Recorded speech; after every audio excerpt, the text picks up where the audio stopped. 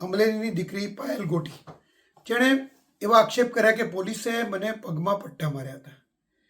હવે લેખિત આક્ષેપોના આધારે, માત્ર લેખિત આક્ષેપો છે, કારણ કે કોર્ટમાં એમણે ક્યાંય પણ એવું કહ્યું નથી અને કોર્ટના બયાનમાં પણ એમણે સ્પષ્ટ કહ્યું છે કે પોલીસ માટે મને કોઈ ફરિયાદ નથી.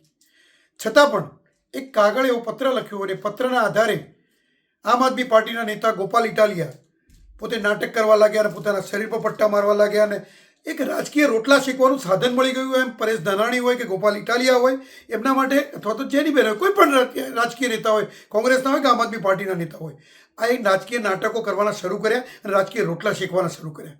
એની સામે આજે સરકારે પોતે પણ એ દીકરી માટે સંવેદના દાખવી. જો પોલીસે એમને પટ્ટા માર્યા હોય તો ગુજરાત રાજ્યના મુખ્યમંત્રી શ્રી ભૂપેન્દ્રભાઈ પટેલ અને ગુજરાતના ગૃહમંત્રી શ્રી હર્ષભાઈ સંઘવીએ એક પોલીસની ટીમ મોકલી, સાથે એક મેડિકલ ટીમ પણ મોકલી અને દીકરીને મેડિકલ માટે લઈ જવાની વાત કરી. દીકરી મેડિકલ માટે તૈયાર પણ થઈ અને રસ્તામાં કોઈનો ફોન આવતા માટે એ તરત પાછી આવે છે અને પાછી આવ્યા બાદ ફરીથી પોતે ઇનકાર કરી રહી છે કે મારે આ મેડિકલ તપાસ નથી કરાવવી.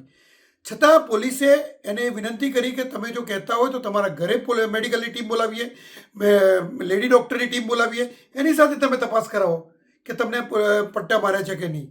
પરંતુ છતાંય આ દીકરીએ ઇનકાર કર્યો. એટલે કહેવાનો મતલબ એક જ છે કે કોંગ્રેસના નેતાઓ આ પ્રકરણને કેમ કરીને લાંબુ ચાલે, આમ આદમી પાર્ટીના નેતાઓ આ પ્રકરણને કેમ કરીને લાંબુ ચાલે એ ઈચ્છી રહ્યા છે અને આવા જ પ્રકરણોમાં પોતાના રાજકીય રોટલા શેકવાની એમને જાણે નેમ લીધી હોય. જેમ કચ્છનો બનાવ હતો તો કચ્છમાં એક વ્યક્તિ નકલી ઈડી બનીને ફરતો હતો, એમાં પણ આમ આદમી પાર્ટીના નેતાઓ ત્યાં રાજકીય રોટલા શેકવા પહોંચી ગયા હતા.